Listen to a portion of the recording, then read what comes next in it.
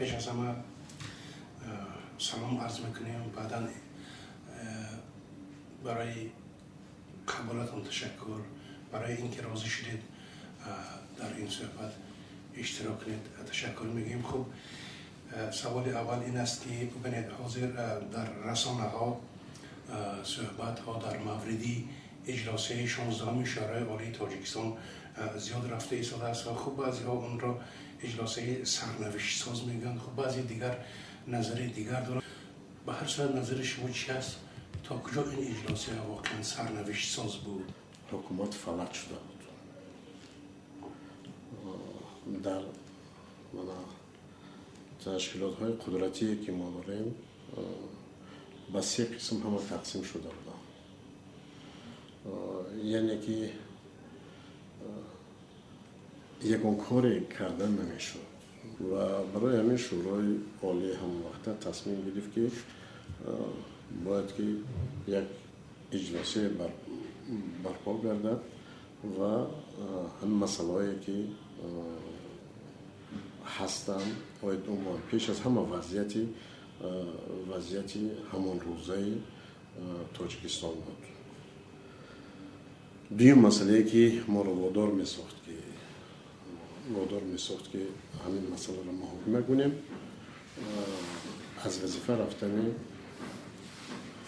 سابق پرزیدنت جمهوری شادروان رحمان نبیه‌چ بود.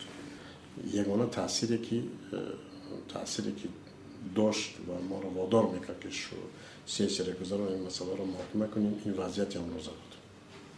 وضعیت بسیار مشکل بود. من برای تکرار کردنی نیستم، برای همین که کسی ما رو مجبور کرده باشد و کسی که تأثیر رسانده باشد که شما حتمی باید که شورای عالی گذارانید، جلسه گذارانید، این تماما درست نیست. البته یک جلسه که ما با سران دولت‌های آسیای مرکزی در الماتا داشتیم، در اونجا یک پیشنهادی اسلام کردیم بعد از اون که خیلی بسیار خوب میشد که همین مسئله را یک بار بررسی میکردید و بار دیگر یک مسئله خودتان که در داخل همین جمهوری و به خودتان وابسته هستند یک بار محاکمه میکردید، یک قرار قبول میکردید که آینده چیکار کردن در کار کردن وضعیت برآورده شد. رئیس عزیز، آیا شما از قبل میدانستید که شما را از وظیفه در اجلاس سبکدوش میکنن یا این چیز برای شما ناگهانی بود؟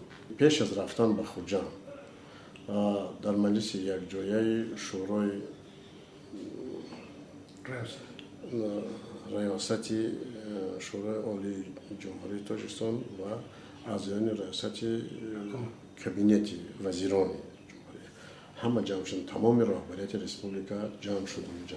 همه حکومت بود و هم دیپوتات ها بودن، اکثریت دیپوتات ها بودن، رئیس های کمیته های شورای عالی بودن،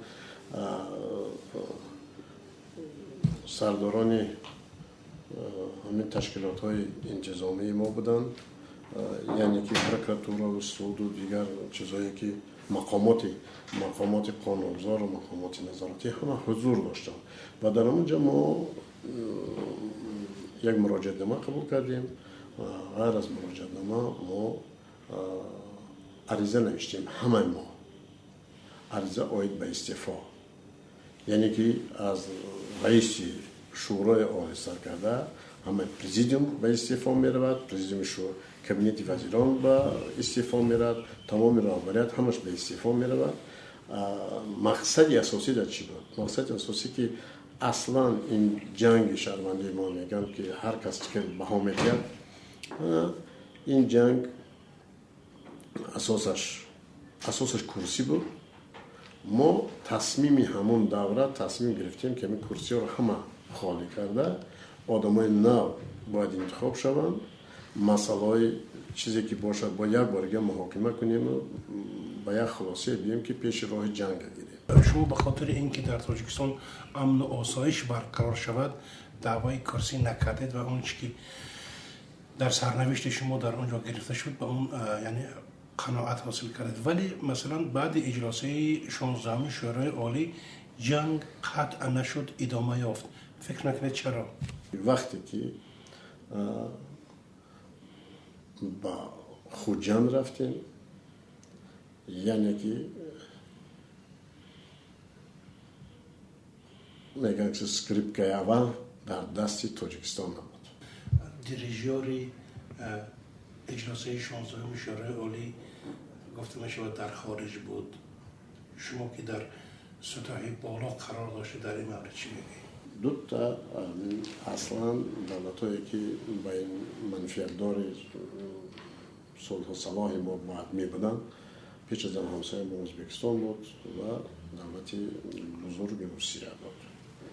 و تا همون دوره که البته من رفتم به من تاکید کردن و کسی به من فرستادن و شرطایی گذاشتن که اگر این شرطا را شما قبول کنید، شما یگانه صاحب منصبی هستید که از روی قانون انتخاب شده هستید و میتونید که آینده با کار کنید.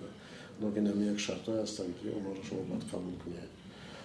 من همون دوره گفتم که من یگان شرطی که شما دارید، این شرطی که شما دارید، این یعنی که با اثر اینا سر کردن جنگ است.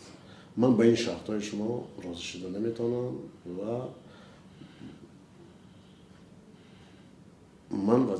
مقصدی من به اینجا آمدم برای پیشگیری کردن از جنگ است. و در اون دوره گفتن که نباشه شما دیگر اینجا کار نمیکنید. گفتید یکی از دلیل هایی که اجلاسه 16 شورای عالی را شما دعوت کردید این بود که با مسئله استعفای نخستین رئیس جمهوری که از طریق انتخابات مردمی انتخاب شد، رحمان نبیوف، و سرنوشت وی روشنی انداخته شود که آیا او حالا هنوز هم رئیس جمهوری هست یا او رفته است. ولی به هر صورت اجلاسه 16 شورای عالی تاجیکستان رحمان نبیوف را با وظیفه برقرار نکرد، هرچند یکی از شعارهایی که فرانت خلقی داشت این بود که برقرار کردن حاکمیت کنستیتوسیونی این تو زمان رهبری، یعنی تو انتخاب رحمان نبیوف. فکر میکنید چرا برقرار نکردن؟ دلیل چی بود؟ من فکر میکنم که این پیش از همه تأثیر خارجی بود. به هر صورت نامزدی امام علی رحمان در اجلاسیه به منصب رئیس شورای عالی دفعتاً پیدا شد یا اینکه شما آگاه بودید که پیش روی این نفر حساب شده است؟ من درک داشتم که همون برادرای ما که در اونجا بودن چند تا نامزدی را پیشنهاد کردن و هماهنگ کردن در خود جمع هماهنگ کردن. راست من درباره این فکرم نمی‌کردم و وقتی فکر کردنم نداشتم برای این. اگر حال شرایط عوض شود، برای مثال دوباره یعنی به اون شرایط برگردیم، اگر شرایط عوض شد شما باز هم با همون موقعی که پیش داشتید می استید، یعنی باز هم اجلاسی دعوت میکنید و اون چیزی که پیش بود تکرار خواهد شد یا که شاید موقع تصمیم دیگر میگرفتید؟ البته اگر که این حادثه ها از نو تکرار می شدن و از خدای متعال خواهش و التجا داریم که این حادثه ها تکرار نشدن، یکی اگر تکرار می شدن من فکر می کنم که یگانه راهی که بود همین راه بود، همین راهی که ما این تعیین نمودیم، یعنی که اجلاسیه را دایر کردیم، یعنی رفته اونجا مسئله را محاکمه کردیم و دیگر قرار ما قبول نمیکردم. من فکر میکنم که یگانه راه همین بود. جناب رئیس تشکری زیاد آرزو میکنیم که همیشه موفق و سربلند باشید. واقعا به عنوان یک شخصیت تاریخی، به عنوان یک نفری که یک پاره سرنوشت وطن به نامش رقم زده شده است، خب البته این تصمیم شما بود به عنوان هم رهبری دولت و هم رئیس شورای عالی.